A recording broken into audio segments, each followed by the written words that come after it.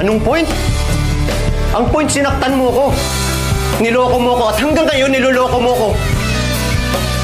2 taon mo akong pinaniwala na may iba. Binitbit ko yun sa'yo 2 taon, gabi-gabi iniisip ko kung bakit. Bakit ang bilis? Bakit mo ako pinalitan na para akong basura? Tangina, ano ba yung meron ng taong yun na wala ako? Mas gwapo? Mas mayaman? Mas magaling? Tangina, mas masarap ba sa akin yun?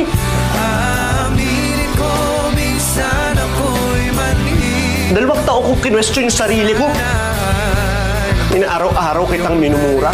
Gusto kitang saktan. Gusto kong sirain yung buhay mo.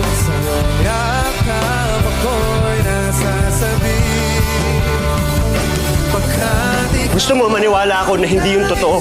Eh ano yung totoo? Ha? Kasi hindi ko na alam kung saan ako nasasaktan eh.